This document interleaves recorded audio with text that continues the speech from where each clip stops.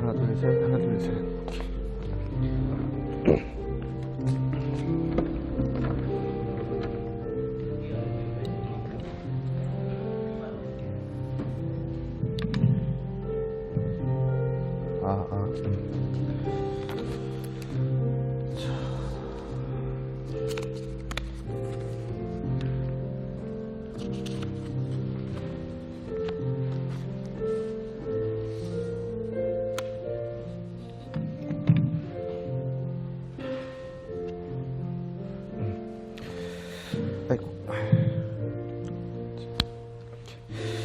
우리 이 시간에 시간이 되었으므로 묵상기도 드리심으로 예배를 시작하도록 하겠습니다.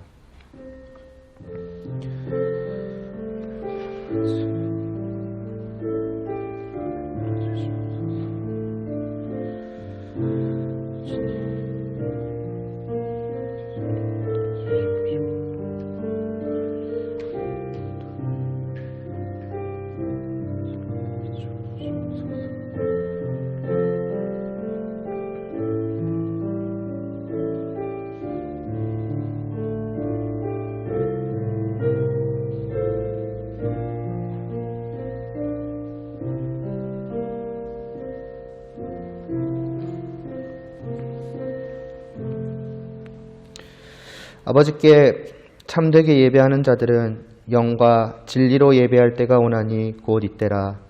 아버지께서는 자기에게 이렇게 예배하는 자들을 찾으시느니라. 하나님은 영이시니 예배하는 자가 영과 진리로 예배할지니라. 아멘. 하나님 아버지, 이 시간 저희가 또한 함께 모여 하나님께 예배를 드리고자 합니다. 오직 찬양과 영광을 홀로 받으시기에 합당하신 하나님께 저희들의 마음을 다하여 정말 저희들의 주님께서 다시 살려주신 그 영혼으로 하나님을 경배하고자 하오니 이 시간 은혜를 베풀어 주시사 정말 이 예배가 주님이 받으시기에 합당한 예배로서 하나님께 올려드리게 하여 주시옵소서. 예수님의 이름으로 기도드리옵나이다. 아멘. 주께 엎드려 찬양 드리시겠습니다.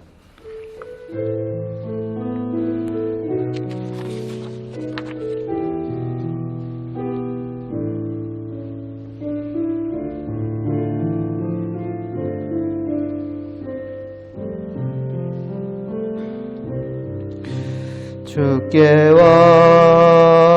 엎드려 경배드립니다. 주 계신 곳엔 기쁨 가득 무엇과도 누구와도 바꿀 수 없네.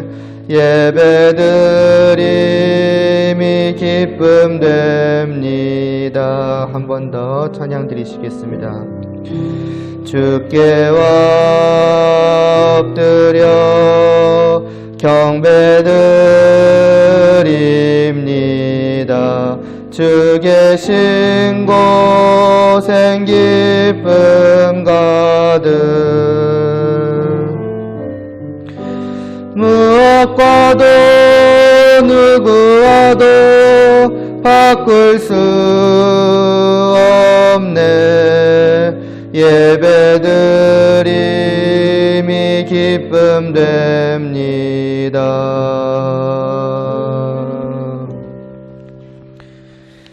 사도신경으로 우리의 신앙을 고백하겠습니다. 전능하사 천지를 만드신 하나님 아버지를 내가 믿사오며 그 외아들 우리 주 예수 그리스도를 믿사오니 이는 성령으로 잉태하사 동정녀 마리아에게 나시고 본디오 빌라도에게 고난을 받으사 십자가에 못 박혀 죽으시고 장사한 지 사흘 만에 죽은 자 가운데서 다시 살아나시며 하늘에 오르사 전능하신 하나님 우편에 앉아 계시다가 저리로서 산자와 죽은 자를 심판하러 오시리라.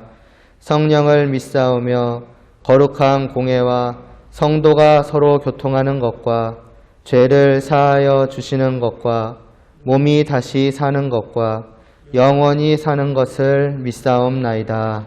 아멘. 함께 달고 오묘한 그 말씀 찬양 드리시겠습니다.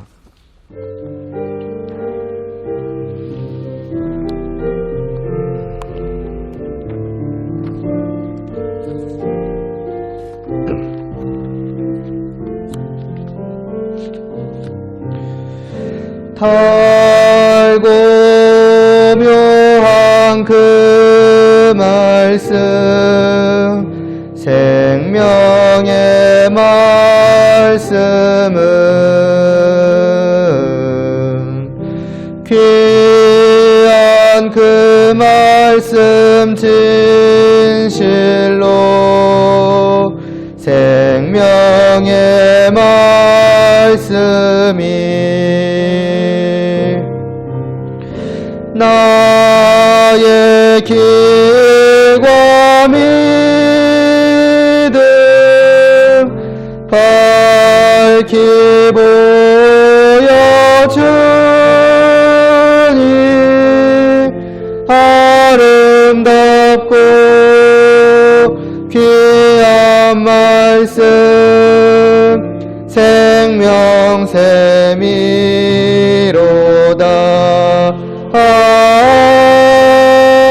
아름답고 귀한 말씀 생명샘이로다.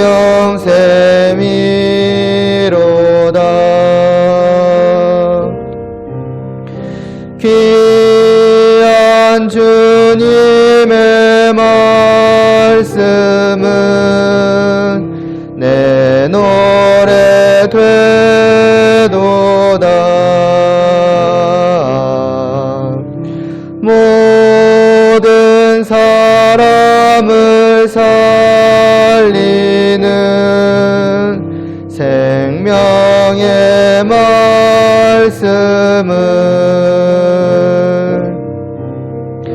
값도 없이 받아 생명길을 가니 아름답고 귀한 말씀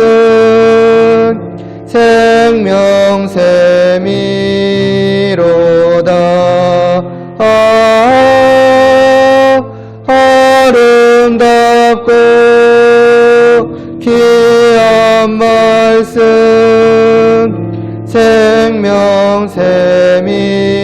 생명샘이로다. 널리 울리어 퍼지는 생명의 말씀은 마음의 용서와 평안을 골고루 주나니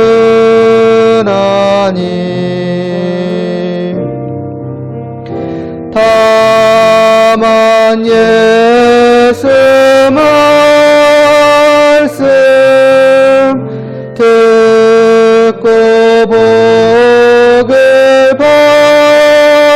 받네. 아름답고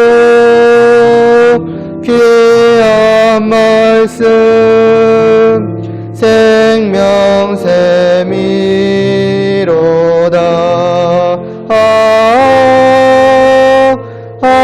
아름답고 귀한 말씀 생명샘이로다. 아멘. 이어서 주님 말씀하시면 찬양 드리시고 제가 기도드리겠습니다.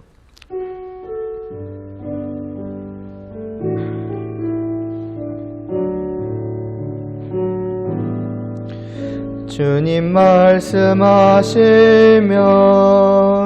내가 나가리다. 주님 뜻이 아니면 내가 멈춰서리다. 나의 가고 서는 것 주님 뜻에 있으니 오 주님 나를 이끄소서. 주님 말씀하시면 내가 나가리다. 주님 뜻이 아니면 내가 멈춰서리다. 나의 가고 서는 것 주님 뜻에 있으니 오 주님 나를 이끄소서. 뜻하신 그곳에 나 있기 원합니다. 이끄시는 대로 순종하며 살리니 연약한 내 영혼 통하여 일하소서. 주님 나라와 그 뜻을 위하여 뜻하신 그곳에 나 있기 원합니다. 이끄시는 대로 순종하며 살리니 연약한 내 영혼 통하여 일하소서. 주님 나라와 그 뜻을 위하여 오 주님 나를 이끄소서.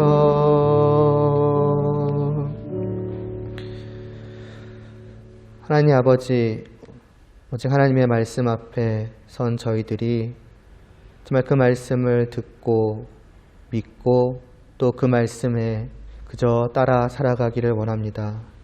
이 시간도 저희에게 말씀하여 주시옵시고 또 저희가 그 말씀을 듣고 또 깨달을 수 있도록 지혜와 총명을 허락하여 주시옵소서.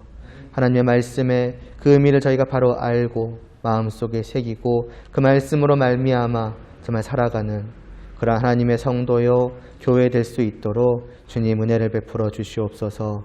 예수님의 이름으로 기도드리옵나이다. 아멘. 오늘 보실 말씀은 에베소서 1장 13절, 지난 시간에 이어서 다시 한번 에베소서 1장 13절 말씀을 보겠습니다.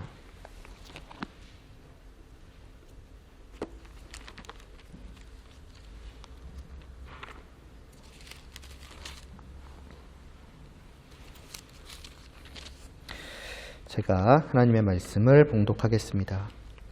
그 안에서 너희도 진리의 말씀 곧 너희의 구원의 복음을 듣고 그 안에서 또한 믿어 약속의 성령으로 인치심을 받았으니. 아멘. 지난 시간 우리가 이 말씀을 통해서 하나님께서 이제 이방인인 그러니까 우리를 주님 안에서 어떻게 구원하시는가, 주님 안으로 어떻게 불러들이시는가 하는 것에 대해서 보았었죠. 하나님께서 이를 위해서 정하신 방법은 단 한 가지라 그랬습니다. 듣고 믿는 것. 다시 말해서 하나님께서는 이제 말씀을 하시는 것이고 이제 우리는 그 말씀을 이제 듣고 그리고 그 말씀에 반응하는 거죠. 믿는 것입니다. 오직 이것이 신약 시대의 이방인을 주님 안으로 불러들이시는 방법이다라고 하였습니다. 그리고 특별히 이때 이 모든 것은 하나님께서 하시는 것이지만은 그러나 이 듣고 믿는 것에 있어서 중요한 것은 우리가 또한 이것을 하는 것이라 말씀을 드렸었죠. 그래서 하나님께서 우리를 주님 안으로 부르신다고 하여서 그냥 우리가 가만히 있으면 되는 것이 아니라 때가 되면 듣게 하시겠지, 때가 되면 믿게 하시겠지, 그게 아니라 정말 우리가 우리의 의지를 가지고 적극적으로 듣고 믿고자 해야 한다. 그렇게 함으로써 하나님께서 우리를 이제 부르시는 것이다. 그런 우리의 모습들을 통하여서라고 이제 하였습니다.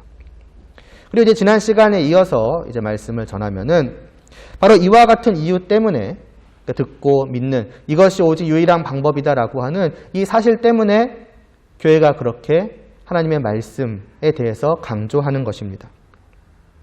듣고 믿는 것이 우리를 부르시는 유일한 방법이라고 했습니다. 그럼 무엇을 듣고 무엇을 믿어야 하는 거예요? 13절 우리가 앞부분에서 이미 봤었죠. 너희도 진리의 말씀 곧 너희의 구원의 복음을 듣고라고요. 그러니까 우리로 하여금 듣고 믿어 주님 안으로 들어오게 하시기 위해서 하나님께서 그 정하신 것, 아니면 들려주시는 그것은 단 하나라고 하는 것입니다. 우리를 부르시는 방법도 하나요. 부르시기 위해서 사용하는 그것도 하나인 것입니다. 하나님의 말씀이라는 것이죠. 진리의 말씀이요.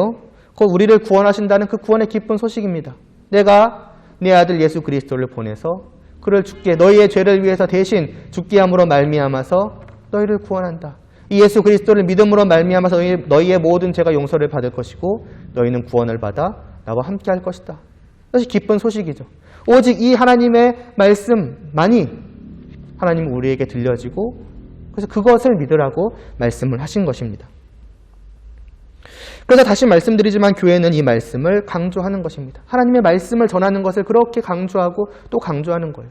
무엇도 이 말씀이 가지고 있는 그 어떤 위치 그리고 그 중요성을 또 대체할 수 없고 또 어떻게 보면 이 말씀에 가진 그 중요성이나 이 역할을 보충할 수도 없어요.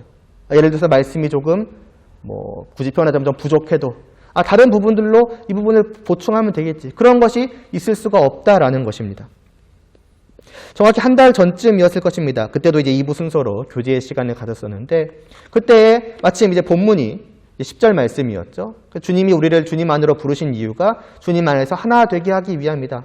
그래서 그때 이 말씀을 가지고서 우리를 부르신 목적이 바로 이것이니 우리가 어떻게 하겠는가?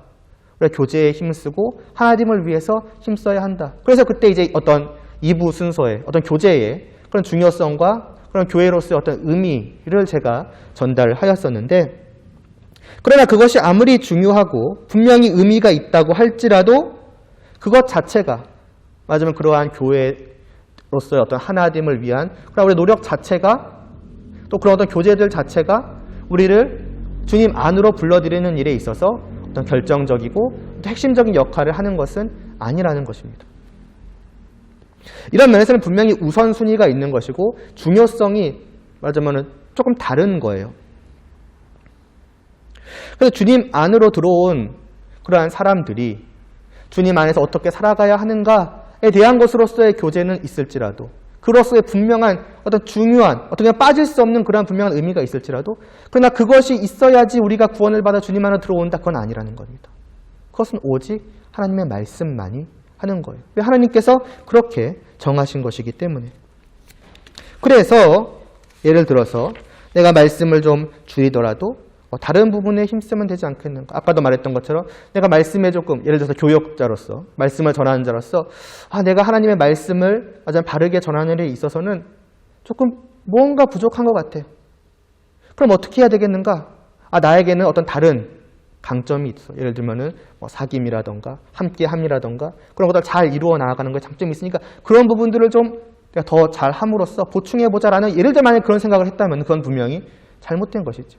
그렇게 될 수가 없는 것입니다. 만약에 그런 방향으로 간다, 그럼 분명히 그것은 문제가 있는 것이죠.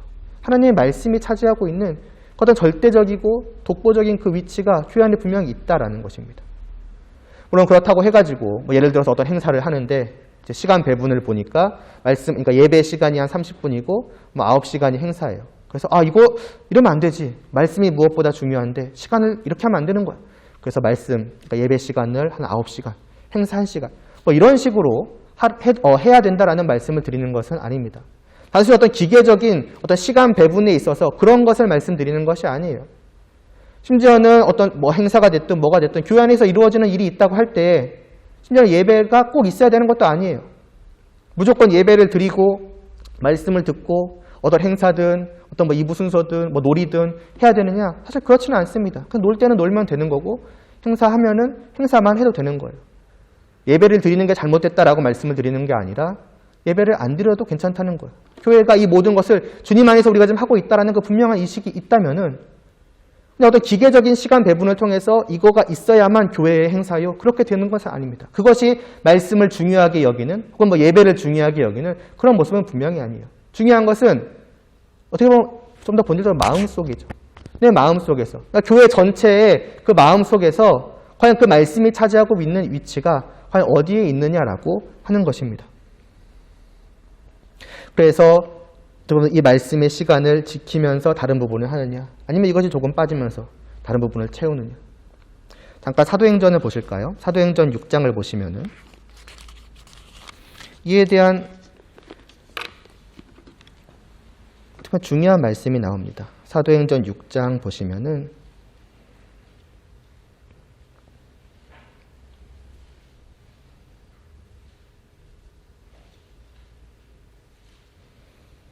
여기 이제 구제에 대한 얘기가 나옵니다. 교회에 사람들이 점점 많아져 감으로써 교회에 사는 중요한 일 중에 하나, 구제이죠.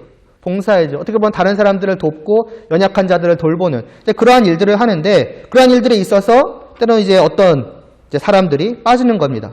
아, 왜 우리들은 이런 일에 있어서 조금 말하자면 덜 신경을 써주는가? 이제 이런 문제들이 생겼을 때에 이제 2절 말씀을 보면은요, 12사도가 모든 제자들을 불러서 말하죠. 우리가 하나님의 말씀을 제쳐놓고 접대를 일삼는 것이 마땅하지 않다. 다시 말해서 그동안은 그 12사도가 모든 일을 다 하고 있던 거예요. 하나님의 말씀을 전하는 것은 물론이거니와 이런 구제에 있어서 누가 어떻게 할지, 어디에 얼마나 말하자면 그 구제하는 사람들을 보내고 얼마나 말하자면 이렇게 보낼지, 이런 것들에 대해서 다 12사도가 신경을 쓰고 있었는데, 이러한 문제가 점차 불거지니까 이제 어떻게 되느냐. 우리가 이 모든 것을 하는 것이 마땅하지 않다. 구제가 필요 없다고 말한 것이 아닙니다. 어떤 봉사나 헌신 이런 것들이 불필요하다고 말하는 게 아닙니다. 이것이 교회로서 마땅히 해야 될 바고 중요한 바이지만은, 그러나 이것이 우리의 말씀 전하는 그것에 있어서 뭐 침범이라고 말할까요? 그 시간들에 말하자면은 쏟게끔 말씀을 준비하고 말씀을 전하는 그러한 시간들에 영향을 미쳐서는 안 되겠다. 그러니까 어떻게 해야 되느냐? 그러니까 구제를 포기하자, 그게 아니라 이 부분에 있어서는 사람들을 이제 세워야 한다라는 것이죠. 그래서 형제들아, 너희 가운데 성령과 지혜가 충만하여 칭찬받는 사람 7을 택하라. 우리가 이 일을 그들에게 맡기겠다. 그러니까 그 일을 맡길 사람을 따로 세우는 거예요. 그러면 사도들 당신들은 무엇을 합니까? 그래서 이제 4절에 나오는 거죠. 우리는 오로지 기도하는 일과 말씀 사역에 힘쓰리라. 기도와 말씀 사역이에요. 구제와 이런 것들이 중요하지 않기 때문에 그렇게 한 것이 아닙니다. 교회 안에서 말씀이 차지하고 있는 위치가 너무나도 중요하기 때문에 이것이 말하자면 가장 온전하게 보존되어서 전달되어져야만 말하자면 교회가 사는 것이죠. 그렇기 때문에 우리는 여기서 전념하겠다라고 말을 하고 있는 것입니다. 그래서 그렇게 세워서 시작을 했더니 7절 말씀에 보니까 그 결과 어떻게 되는가? 하나님의 말씀이 점점 왕성하여 예루살렘에 있는 제자의 수가 더 심히 많아지고 허다한 제사장의 무리도 이 도에 복종하니라고 합니다. 무엇이 왕성해지는가? 하나님의 말씀이 왕성해졌다는 걸 강조하고 있는 거예요. 그렇게 함으로써 하나님의 말씀이 교회 안에서 왕성하여졌고 뭐 숫자가 늘어났다, 그게 중요한 게 아니라 교회가 좀 더 교회됨을 온전히 이루어 갔다라는 것을 지금 말씀하고 있는 거예요. 그것에 영향을 미친 것은 단 하나죠. 하나님의 말씀이 왕성해지는 것. 구제가 어떻게 됐다, 그런 거에 대해서 말씀하고 있지 않아요. 오직 하나님의 말씀이 왕성해져 가는 것. 교회 안에서 더욱더 온전하게 시간을 들여서 전파되어지는 것. 그것이 교회를 교회되게 한다는 것이죠. 교회를 더욱더 온전하게 만들어 간다라는 것입니다. 그러한 것입니다. 교회 안에서 일어나는 많은 일들이 있어요. 그 중에 불필요한 일들이 과연 있겠는가? 물론 불필요하게 넣는 것도 있겠지만은 대부분의 일들은 이게 마땅히 필요하고 또 하나님의 말씀에 따라서 해야 되는 일들이니까 다 하는 겁니다. 그러나 그 모든 것들에 있어서 가장 중요한 것은 하나님의 말씀을 전하는 것이다. 다르게 말하면 하나님의 말씀을 듣는 일이다, 이겁니다. 무엇도 이 자리를 넘볼 수가 없는 거예요. 간혹 이제 목사님 설교 때 가끔 이제 예화로 드시는 굉장히 그렇게 생각하는 사람도 있나 싶을 정도로 목사님도 이제 다른 분한테 들으신 거죠. 하는 게 뭐냐면은 어떤 교역자에 대해서 뭐 어느 교회 성도분이겠죠. 성도분이 또 어떤 분이 말하기를 우리 교역자분들은 맨날 교회 말하자면 출근해서 뭐 하는가 봤더니 하나님의 말씀, 그러니까 성경 읽고 말하자면 그런 책 읽고 말씀 준비해, 그것밖에 안 하더라. 도대체 뭐 하는지 모르겠다고. 뭐 그런 식으로 말하는 분들이 있대요. 그러니까 그분의 어떤 생각으로는 말씀이 물론 안 중요하다고 생각하는 건 아니겠죠. 그러나 그것만 하는 게 다냐. 예를 들어서 어떤 뭐 행사가 됐든 뭐가 됐든 여러 가지 해야 될 일들이 있지 않겠는가라고 생각을 하는 것이죠. 그러나 그러한 생각이 잘못된 것이죠.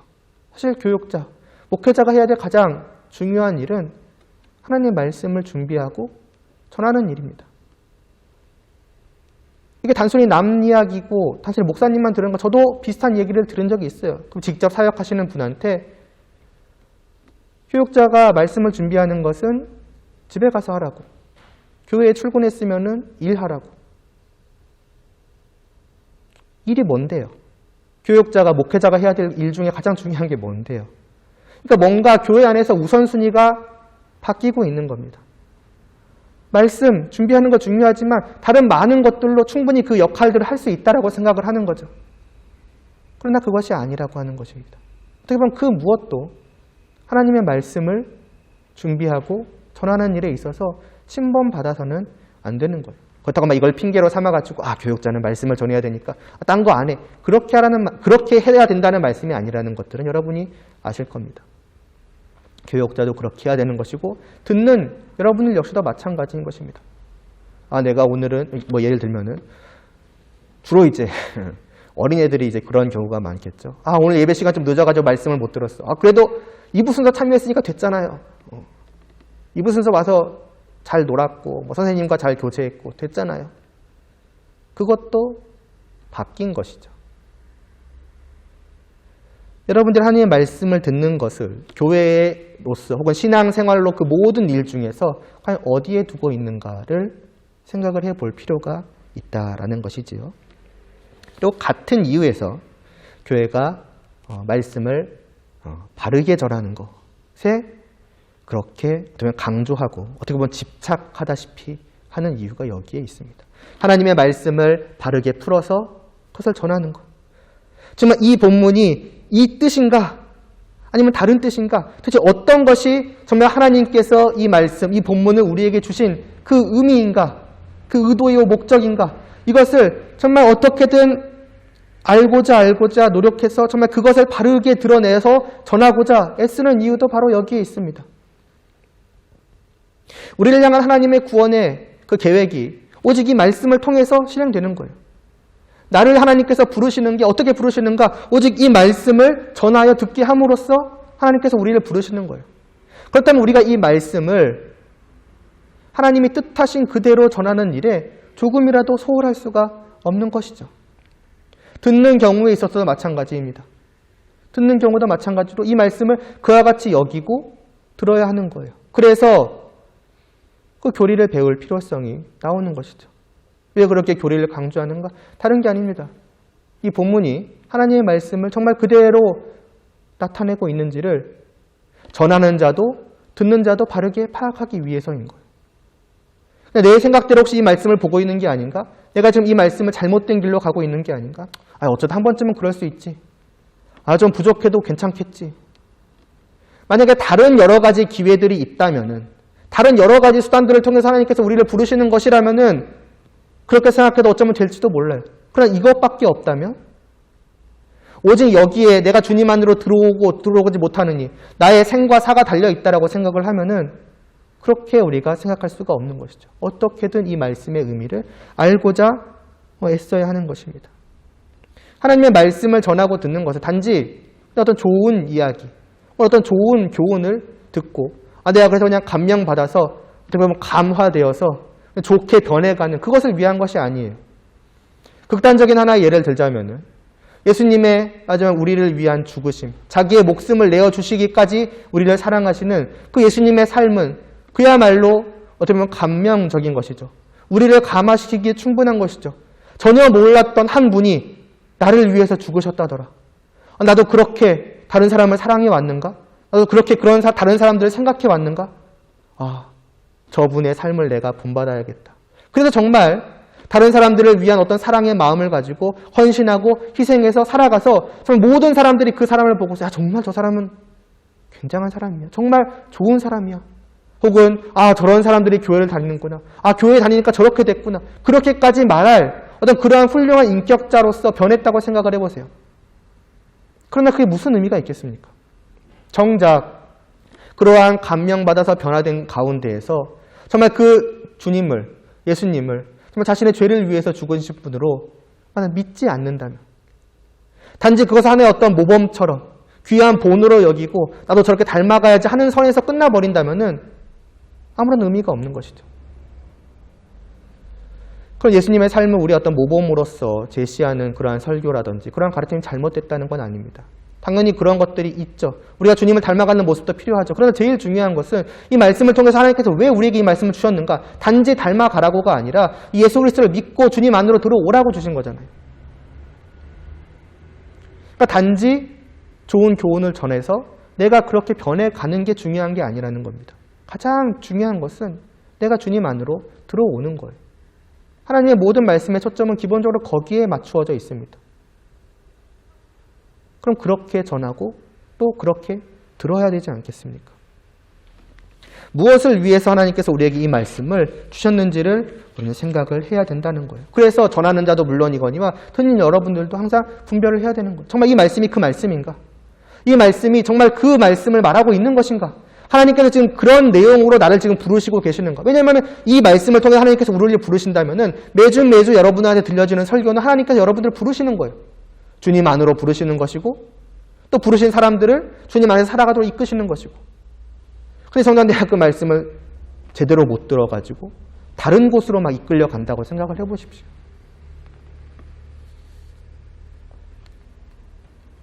정말 어떻게 보면 단순하고 가장 어떻게 보면 별 볼 일 없어 보이는, 그렇잖아요. 그냥 전하고 듣는 것, 말하고 듣는, 그리고 물론 믿는 것까지 포함되지만 그 가장 단순하고 어떻게 보면 다른 사람들이 보기 이게 뭐야? 여기에 뭔 특별한 것이 있어? 라고 생각하는 이 일 가운데에서 하나님께서는 우리를 부르십니다.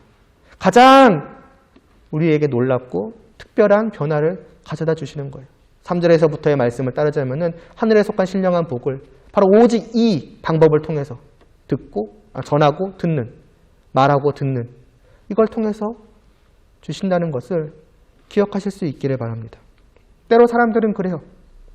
이 단순함, 그리고 정말 어떻게 보면은 별 볼 일 없는 이 겉으로 드러나는 모습 있잖아요. 듣고 말하고 듣는. 그것 때문에 이 말씀의 가치를 때로는 무시하고는 합니다.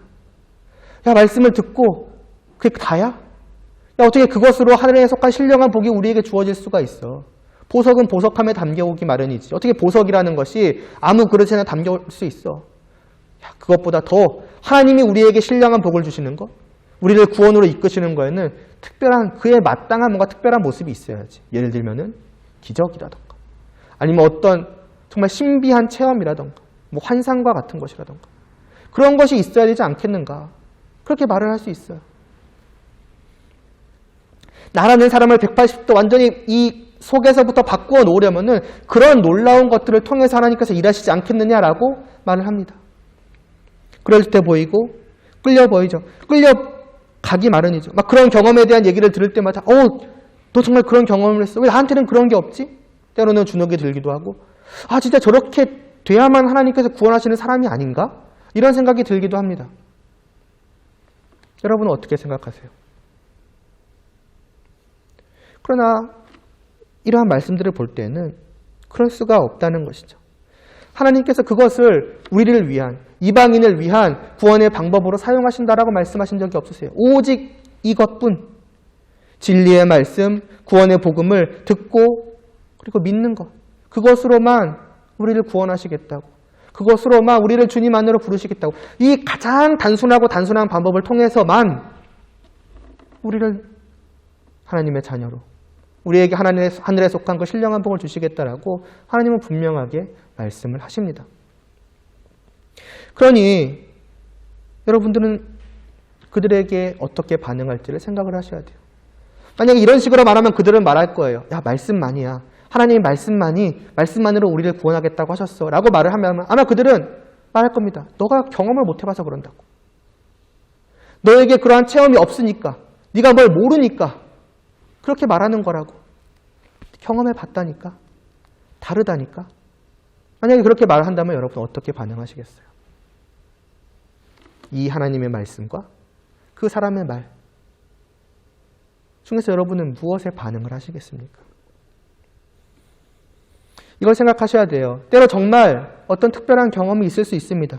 그걸 부정할 필요는 없죠. 부정할 수도 없고. 그 사람이 경험했다는데 그걸 내가 뭘 하고 야 그건 다 거짓말이야. 그거 경험한 거 아니야 라고 말할 수 없죠. 근데 중요한 것은 먼저 그게 정말 하나님의 특별한 역사일까 하는 겁니다. 무엇으로 그 사람의 그 특별한 경험이 하나님으로부터 왔다는 것을 알 수 있어요? 뭘로 판단하겠습니까? 그 사람이 그렇다고 하니까? 아니면 내가 보기에 그런 것 같으니까? 하나님의 말씀 외에 무엇이 하나님의 진짜 역사인지 아닌지를 판단할 수 있겠습니까? 그렇게 본다면은 사실 우리가 그 사람의 그 특별한 경험이 누구로부터 왔는지를 판단할 수 없어요. 부정할 수 없지만 그것이 하나님으로부터 왔다고도 말할 수가 없는 거예요. 확신할 수 없는 거죠. 최선으로 말해봤자 우리는 잘 모르겠다. 경험했구나. 그래. 그 정도인 거예요.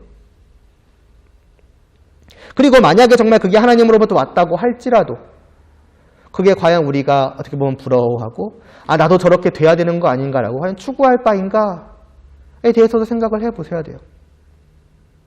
어떻게 보면 하나님의 이 분명한 말씀을 제쳐두고서까지 저건가? 라고 나아가야 될 정도일까요? 경험했어요. 정말로 신비하고 정말로 놀라워요. 그렇겠죠. 그러나 그래서 어쨌다는 것입니까?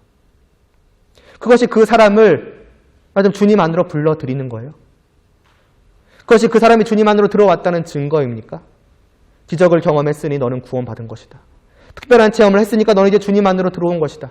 내가 이것을 통해서 너를 부른 것이다. 그렇게 되는 것입니까? 다시 말하지만은 단언하건대 그럴 수가 없습니다. 하나님이 그런 말씀을 안 하셨어요. 어떤 기적을 경험하고 신비한 체험을 하고 환상을 하지만 보고 그걸 믿으라고 말씀하신 적이 없어요. 너가 체험한 그 경험, 너가 체험한 그 환상을 믿어 주님 안으로 들어오라 말씀하신 적이 없습니다. 아니면 그런 것들이 너의 구원의 근거, 그것이 너희가 주님 안으로 들어와서 나와 함께하고 있다는 증거로서 내가 준 것이다 라고 말씀하지 않으셨습니다. 다른 거 없는 거예요. 오직 진리의 말씀, 구원의 복음을 듣고 믿으라. 벌써 몇 번째 말씀드리는지 모르겠어요. 들은 복음을 믿는 것, 들려지는 그 말씀을 그대로 듣고 믿는 것, 그것만이 우리를 주님 안으로 불러들이는 것이고 그 말씀을 믿는 그 믿음만이, 여러 믿음이 있겠죠. 그것을 믿을 수도 있고 기적을 믿고 환상을 믿을 수 있겠지만 오직 들은 말씀을 믿는 그 믿음만이 그 사람을 주님 안으로 불러들이는 것이라고 하나님께서는 분명하게 말씀을 하십니다. 따라서 기적을 사용하실 수 있겠죠. 특별한 어떤 역사를 보이실 수 있겠죠. 그러나 그것을 사용하신다 한들 결국 그 사람을 구원으로 이끄는 그 믿음에 있어서의 결정적인 역할을 하는 것은 다른 게 아니라는 거예요. 그런 것들이 아니라 결국 말씀이라는 겁니다. 앞에 그 많은 어떤 것들이 있다 한들 결국 그 사람이 주님 안으로 들어오는 그 결정적인 역사는 주님의 말씀을 듣고 그 말씀을 믿는 거기에 있는 거예요. 그렇다면 그 앞에 있는 것들은 있으나 없으나 중요하지 않잖아요. 있어서 신기할 수 있겠지만은 그러나 거기서 그치는 것이죠. 기적을 경험하는 것, 신비한 체험을 하는 것이 중요한 것입니까? 아니면은 하나님을 믿고 하나님과 함께 하는 것이 중요한 것입니까? 모든 신비한 체험을 다 한다 할지라도 내가 결국 하나님과 함께 하지 못한다면 무슨 의미가 있겠습니까? 애굽에 출애굽을 할 때 이스라엘 백성들이 정말 그들은 매일같이 어떻게 보면 기적 속에서 살았어요. 10가지 재앙을 경험하였고 홍해바다가 갈라지는 것을 보았고 매일같이 만나가 내려오는 것을 보았습니다. 불기둥과 구름기둥이 매일같이 그들의 눈앞에 눈만 뜨면 있는 거예요. 마지막 하나님의 그 이적 속에서 그들은 살아갔던 것이죠. 그러나 그렇게 살아갔던 그들이 결국 어떻게 됩니까? 그것이 그들을 믿음을 강하게 만들었고 그것이 그들이 하나님의 백성됨을 더욱 확실하게 했습니까? 그 사람들이 그 만나 속에서 말하자면 구름기둥과 말하자면 불기둥 눈앞에 두고 살아가는 그 삶 속에서 하나님 앞에 보였던 모습들을 여러분들이 생각을 해보세요. 홍해바다가 건너자마자 불평불만을 했고 시내산에 올라가서 언약을 맺자마자 그들은 황금송아지를 섬겼습니다. 그래서 결국 그 십계명을 그 모세가 깨기까지 한 맞아요. 그 언약을 깨는 것과 같은 그런 일까지도 하게끔 한 거예요. 그 모든 것들에 둘러싸여서 결국 그들이 하나님의 백성이 되지 못한다고 한다면 무슨 의미가 있을까요? 없는 겁니다. 결국 가장 중요한 것은 다른 게 아니잖아요. 하늘에 속한 신령한 복을, 하나님과 함께함을, 주님 안에서 그 축복을 누리는 바로 그것이라고 한다면은 결국 중요성은 떨어질 수밖에 없는 거예요. 심지어 진짜인지 가짜인지조차도 확인할 수 없는 것이라고 한다면. 주님 안에서 진리의 말씀, 곧 구원의 복음을 듣고 믿으라 말씀하십니다.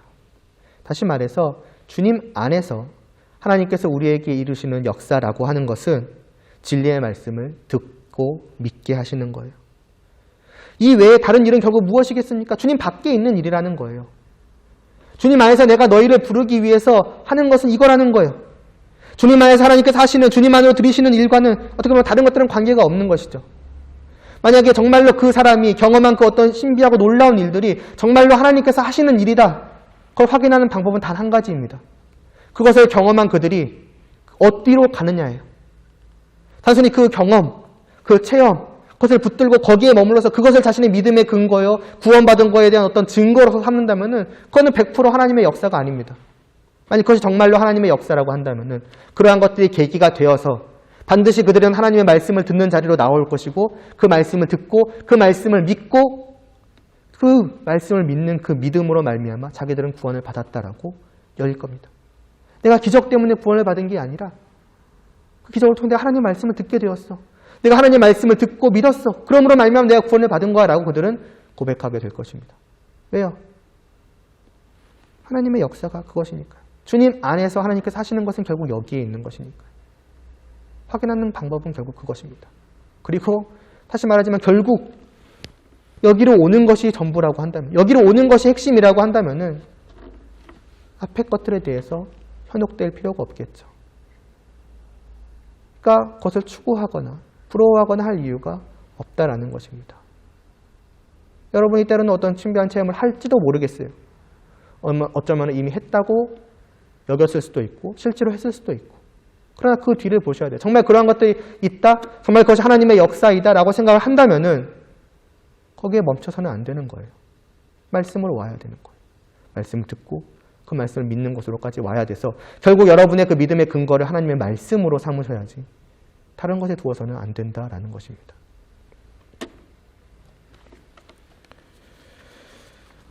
하나님의 말씀의 중요성을 또 듣고 믿음의 그 중요성을 이 말씀을 통해서 여러분들이 다시 한번 생각해 볼 수 있기를 바랍니다. 현혹되거나 끌리거나 하시지 말기를 바랍니다. 뭐가 없어요. 뭐가 특별한 게 없어 보여요. 늘 말씀만 전하는 것 같아요. 이유가 있어요. 그게 다기 때문이에요. 기도드리시겠습니다.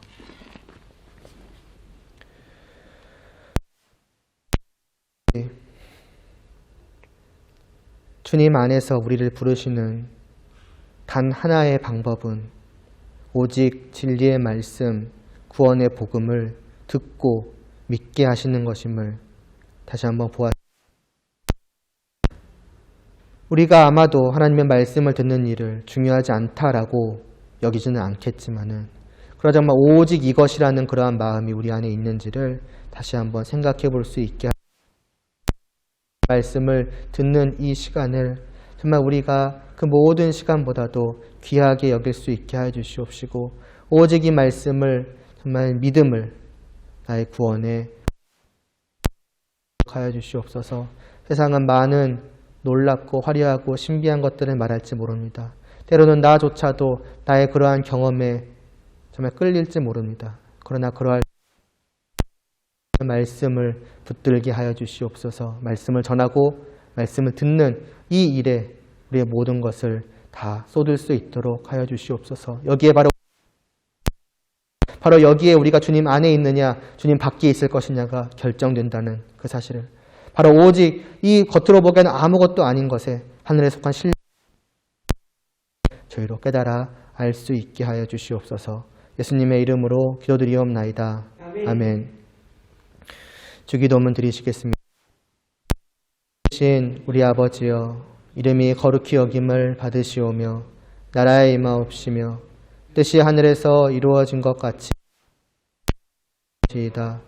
오늘날 우리에게 일용할 양식을 주옵시고 우리가 우리에게 죄 지은 자를 사하여 준 것 같이 주옵시고 우리를 시험에 들게 하지 마옵시고 다만 악에서 구하옵소서. 대개 나라와 권세와 영광이 싸움나이다. 아멘.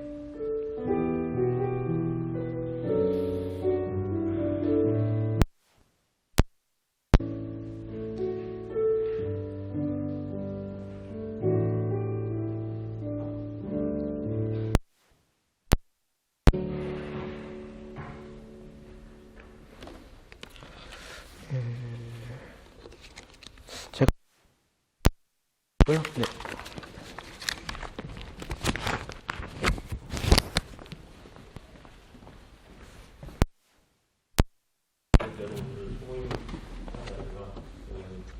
안에 카페가 겹치면 안 되니까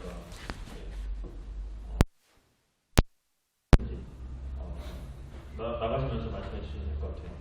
그리고 저기 해야 됩니다. 그래서 예배 중간에 오신 분들도 자기가 자꾸 조절해야 돼요. 그러면은 네, 조별로 상의가 되었으면 저한테 말씀하시고 그냥